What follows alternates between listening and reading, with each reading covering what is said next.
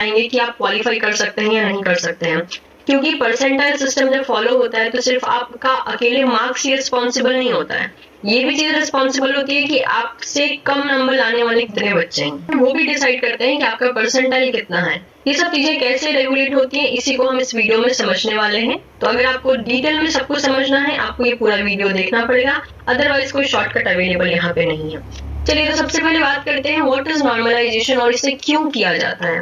देखिए नॉर्मलाइजेशन का मतलब क्या होता है, हम किसी की तरफ पार्शियलिटी नहीं कर रहे हैं। जैसे कि लाइफ साइंस के एग्जामिनेशन की बात करूं, मैं कुछ आपको डेटा भी दिखाऊंगी जो पुराने हैं। लाइफ साइंस के एग्जाम की बात करूं तो लाइफ साइंस का एग्जाम 2 शिफ्ट में हुआ, morning shift and evening shift. As per the response which we have got कि शिफ्ट 1 का पेपर काफी ज्यादा आसान था। हमने अभी तक पूरा पेपर एनालाइज नहीं किया है, लेकिन कहना था बच्चों का कि शिफ्ट 1 का पेपर काफी ज्यादा आसान था एंड दे आर हैप्पी। लेकिन शिफ्ट 2 का पेपर बच्चों का कहना था मैम बहुत ज्यादा अजीब सा था and they are not happy with the paper. लेकिन अब आप खुद सोचिए, इन दोनों को अगर सिर्फ एक ही पैरामीटर पे कंपेयर किया जाए तो ये नाइंसाफी होगी, राइट। तो शिफ्ट 1 एंड शिफ्ट 2 का क्योंकि पेपर का लेवल जो है टफ, इजी, एवरेज, इजी इस टाइप का हो जाता है, तब नॉर्मलाइजेशन का सहारा लिया जाता है ताकि पूरे मार्क्स को नॉर्मलाइज कर दिया जाए और किसी भी तरीके की पार्शियलिटी ना हो। अभी नॉर्मलाइजेशन में क्या होता है कि अगर आप, सीधी सी बात है, अगर शिफ्ट 1 का पेपर इजी आया है तो चांसेस क्या होंगी कि जो मार्क्स ऑब्टेन करेगा स्टूडेंट वो काफी ज्यादा हाई ऑब्टेन करेगा। टॉपर की भी अगर हम बात करते हैं तो वो एक बहुत अच्छा खासा हाई नंबर ऑब्टेन करेगा, या आप भी अगर ऑब्टेन करोगे तो हाई नंबर ऑब्टेन करोगे। जब भी एक पर्टिकुलर बैच में नंबर हाई ऑब्टेन होते हैं तो कंसीडर किया जाता है कि उस टाइम पेपर का लेवल इजी या एवरेज था। लेकिन अगर पेपर टफ है, सीधी सी बात है, देखिए मैं यहाँ कोई कंक्लूड नहीं करूंगी कौन सा पेपर टफ आया कौन सा पेपर इजी आया, जो मुझे फीडबैक मिला है बच्चों से उसके अकॉर्डिंग मैं चल रही हूँ और आपको मैं एक एग्जांपल ले रही हूँ। You can just take it as a consideration कि मैं कंसीडर करके 2 शिफ्ट का आपको समझाने की कोशिश कर रही हूँ। मान लीजिए टफ आया तो इसमें जो मार्क्स आपके ऑब्टेन होंगे वो इतने तो हाई होंगे नहीं, यानी मैं कह सकती हूँ मार्क्स मॉडरेट होगा। क्योंकि ये चीजें इतनी फ्लक्चुएट हो रही हैं तो मैं ये नहीं कह सकती हूँ कि हाँ भाई कट ऑफ चलो 80% रख दो, 80% पहले शिफ्ट वाले के लिए भी, 80% दूसरे शिफ्ट वाले के लिए भी। अब अगर ऐसा किया जाए तो शिफ्ट 1 में तो मुझे 80% वाले अच्छे खासे मिल सकते हैं क्योंकि according to them paper easy आया, लेकिन शिफ्ट 2 में ये 80% मिलना बहुत मुश्किल है क्योंकि उनके लिए पेपर टफ था, मतलब एक कंसिडरेशन को अगर देखा जाए। तो इसीलिए क्या किया जाता है, नॉर्मलाइजेशन कर दिया जाता है। नॉर्मलाइजेशन एक ऐसी टेक्निक है जिससे कि ये जो डिफरेंस आ रहा है वो डिफरेंस खत्म हो जाए। और ये कैसे किया जाता है मैं भी आपको समझाऊंगी, लेकिन आपको ये समझ में आएगा कि क्यों नॉर्मलाइज करना जरूरी है। और नॉर्मलाइजेशन की वजह से मार्क्स में एंड परसेंटाइल में बहुत फ्लक्चुएशंस होते हैं। पहले समझते हैं परसेंटेज क्या है, परसेंटाइल क्या है। परसेंटाइल के फॉर्म में नॉर्मलाइजेशन को किया जाता है। परसेंटेज क्या है, मान लीजिए आपका जो पेपर है, पेपर का जो ओवरऑल लेवल है, जैसे कंसीडर कर लेते हैं आपके पेपर का जो टोटल मार्क्स था वो था 200, ओके। आपने कितना स्कोर किया, मतलब आपके कितने मार्क्स आए, मान लीजिए आपने अभी आंसर कैलकुलेट किया है तो मान लेते हैं आपके जो आंसर, मतलब कि आपका जो टोटल नंबर बना है 200 में से वो है 100। कैलकुलेशन को सिंप्लीफाई करने के लिए तो परसेंटेज का, जैसे कि आपको पता है, हम छोटे से ही परसेंटेज निकाल रहे हैं कि जितना मार्क्स या जितना नंबर ऑब्टेन किया डिवाइडेड बाई टोटल मार्क्स जितना ऑब्टेन किया इनटू 100। तो सीधी सी बात है, अगर इसको हम ऐसे करते हैं 100 डिवाइडेड बाई 200 इनटू 100, ये कितना चला आएगा, ये चला आएगा लगभग 50%। तो ये हो गया परसेंट।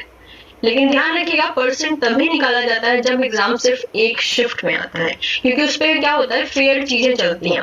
एक ही शिफ्ट में हो रहा है पेपर, सबको एक ही पेपर मिल रहा है तो सभी के लिए या तो इक्वली टफ होगा, या तो इक्वली इजी होगा, या तो इक्वली एवरेज होगा। लेकिन क्योंकि यहाँ पे इक्वल चीजें नहीं चल रही हैं, tough, easy, moderate, more than moderate, ये सब का पूरा केस चलता है, इसलिए नॉर्मलाइजेशन किया जाता है। इसलिए शिफ्ट, अगर एक ही शिफ्ट का एग्जाम चलता ना तो फिर ये पूरा पंगा होता ही नहीं था, तो आपको परसेंटेज में ही आपको मार्क्स मिलता।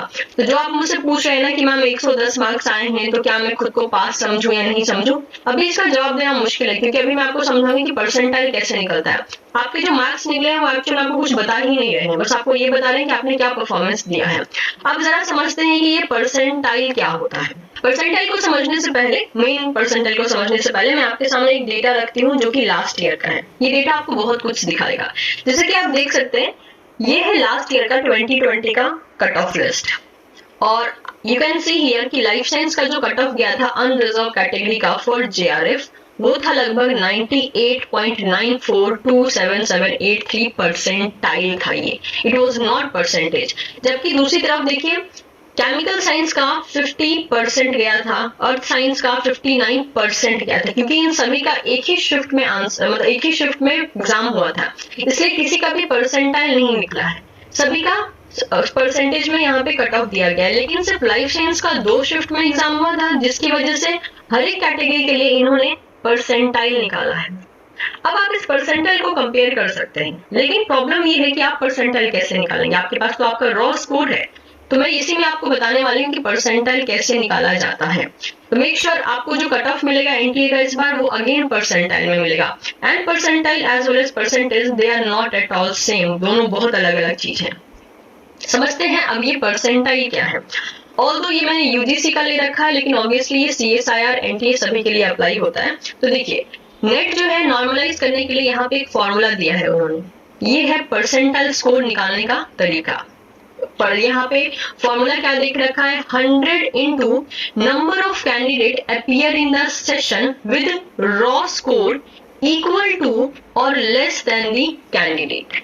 यानी आपके जितने नंबर आए हैं, आपके बराबर कितने बच्चों के नंबर आए हैं और आपसे कम कितने बच्चों के नंबर आए हैं, वो फिगर यहाँ पर लिखा जाएगा न्यूमरेटर में, और टोटल नंबर ऑफ कैंडिडेट्स कितने एग्जाम में अपीयर हुए थे वो लिखा जाएगा डिनोमिनेटर में, और इनको 100 से सबको मिला के जो है जो वैल्यू होगी उसको 100 से इंटू कर दिया जाएगा। ये होता है एक्चुअल में तरीका परसेंटाइल निकालने का। तो यहाँ पे आप मुझे बताइए अपना रॉ स्कोर कहाँ पे पुट ऑन करेंगे। यहाँ तो कहीं आपको अपना जो मार्क्स अभी आप ऑब्टेन कर रहे हो इसको कहीं पुट नहीं करना है। इनफैक्ट आपको ये पता होना चाहिए कि आपके बराबर और आपसे कम कितने बच्चे स्कोर कर रहे हैं, क्या उनका नंबर 10,000 में है, 20,000 में है, कितना है, उसके अकॉर्डिंग आपका परसेंटाइल निकलता है। तो नेट का जो नॉर्मलाइजेशन स्कोर होता है ये परसेंटेज की तरह सेम नहीं होता है, ये डिफरेंट है। So percentile is the total, percentile of the total shall not be the aggregate और average of the percentile of the individual subject.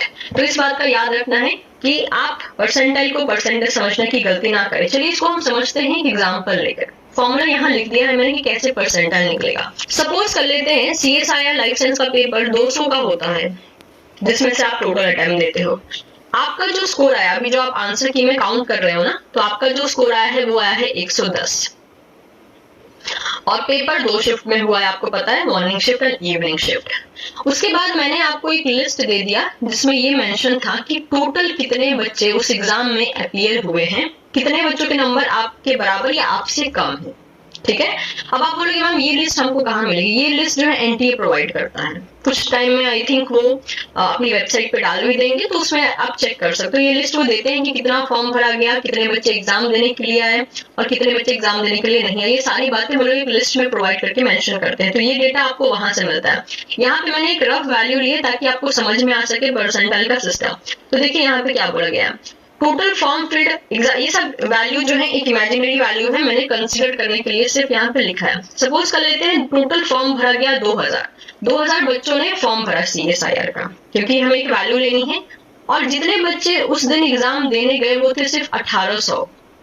So 200 candidates they have filled the form, but for exam only the students which are available is 1800। सिर्फ 1800 student exam देने गए, बाकी 200 बच्चे exam देने नहीं गए। तो अब हमारे पास जो वैल्यू हमें काम में आएगी वो होगी ये कि कितने बच्चे अपीयर हुए, ना कि कितने बच्चों ने फॉर्म फिलअप किया था, उससे मतलब नहीं है। कितने बच्चे अपीयर हुए इससे मतलब है। तो अब तो ये वैल्यू आ गई कितने बच्चे अपीयर हुए, लेकिन ये पता करना कि हाँ आपके बराबर या आपसे कम, आपके बराबर एंड आपसे कम जो है कितने बच्चों ने मार्क्स लिया है। यही बोला है ना कि आपका जो रॉ स्कोर है, ये जो 110 आया वो आपका रॉ स्कोर है, इसके इक्वल या लेस देन कैंडिडेट कितने हैं। मार्क्स को नहीं डालना है, कैंडिडेट्स को डालना है। मैंने आपको बोल दिया, मैंने आपको वैल्यू जो है दे दी कि चलो आपसे आपके बराबर या आपसे कम लाने वाले जो मार्क्स हैं वो उन बच्चों के जो नंबर है वो है 1200 बच्चों ने आपसे आपके बराबर या आपसे कम मार्क्स लेकर वो आए हैं।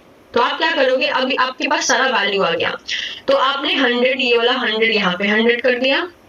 फिर बोला है कितने कैंडिडेट हैं जिनके कितने कैंडिडेट हैं ऐसे जिनका रॉ स्कोर आपके बराबर या आपसे कम है। तो ये मैंने आपको वैल्यू दी कि 1200 ऐसे कैंडिडेट्स हैं जिनका नंबर आपके बराबर या आपके नंबर से कम है।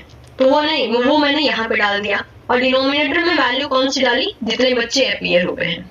इसको मैंने कैलकुलेट किया तो मेरे पास आया 66 परसेंटाइल। परसेंटाइल को लगभग 7 डेसिमल प्लेसेस में निकाला जाता है, ताकि अगर किसी स्टूडेंट्स के बीच में टाई अप हुआ है कि बराबर मार्क्स आ गए तो उसको रिजॉल्व किया जा सके। मतलब कि अगर ऐसा ही मार्क्स आया है और किसी का लास्ट में भी 6-6 आया है और एक का 6-7 आया है लास्ट में, तो 6-7 वाला फर्स्ट आ जाएगा, 6-6 वाला उसको सेकंड कर दिया जाएगा इन टर्म्स ऑफ रैंकिंग। तो इस तरीके से नॉर्मलाइज किया जाता है। तो आप खुद समझ सकते हैं कि आपके कितने रॉ स्कोर हैं। इससे हम ना आपकी रैंकिंग बता पाएंगे और ना हम ये बता पाएंगे कि वो क्वालिफाइंग वाले जोन में जाता है या नहीं जाता है। इसलिए मैं शुरुआत से ही बोल रही हूँ कि इतने मार्क्स ले लीजिए कि आपको सोचना ही ना पड़े। एक और एग्जांपल ले लेते हैं। सपोज करते हैं कि जो नंबर ऑफ फॉर्म भरे गए थे, टोटल फॉर्म भरे गए थे वो थे 2000। जो अपीयर करने वाले स्टूडेंट हैं वो है लगभग 1000।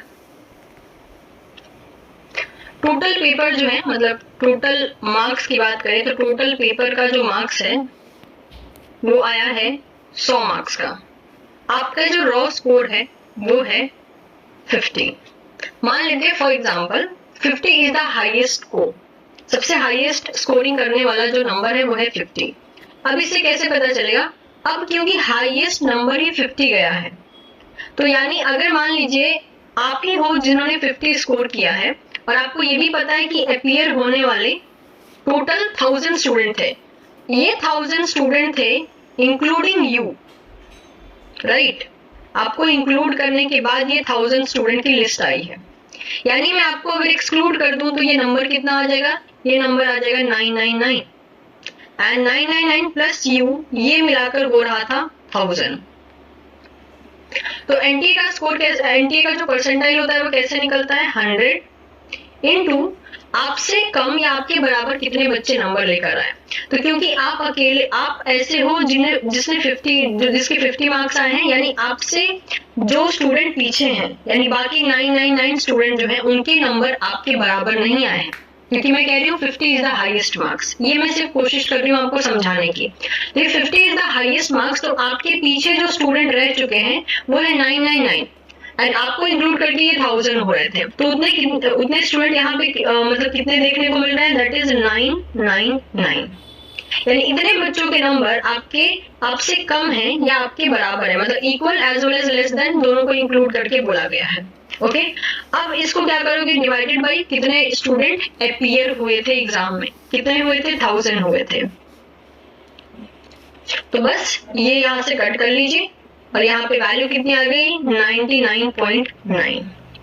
तो आपका परसेंटाइल निकल गया 99.9 और ये निकलना भी था, क्योंकि ये कितना मार्क्स है वो मैटर नहीं करता है। ये मैटर करता है कि क्या आप कम मार्क्स लाके भी क्या वो हाईएस्ट मार्क्स रह रहा है। अगर वो हाईएस्ट मार्क्स है तो पूरा आपका जो सिलेक्शन है ना वो उसे ही पलट देने वाला है। सपोज कर लेते हैं, जैसे अभी मैंने एग्जांपल दिया था, उसी के अकॉर्डिंग आप लेकर चल सकते हो कि हाँ, अगर आपके मार्क्स इतने आए हैं आउट ऑफ दिस और आपसे कम कितने बच्चों के नंबर आए हैं, वो वैल्यू अगर पता चल जाए, क्योंकि अपीयर कितने हुए हैं ये तो हमें एनटीए बता देगा, लेकिन आपसे कम कितने बच्चों ने स्कोर किया है ये एनटीए नहीं बताता है। And that is why percentile निकालना अभी से ही मुश्किल हो जाता है, क्योंकि हमें ये नहीं पता है कि हमसे कम नंबर लाने वाले कितने बच्चे हैं।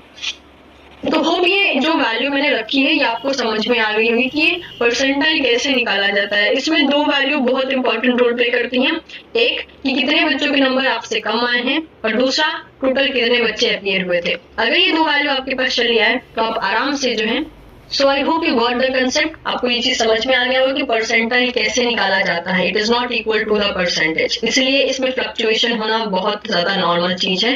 डिपेंड करता है आपके साथ कितने बच्चे एग्जाम में बैठे थे, आपसे कम कितने बच्चे नंबर लेकर आए हैं, उसके ऊपर बेस्ड होकर ये परसेंटाइल निकलता है, ताकि एक फेयर तरीके से चीजें सामने आ पाए। फाइन, तो इसे आप अपने दोस्तों के साथ भी जरूर शेयर कीजिए जो कि अभी भी इसी प्रॉब्लम में है।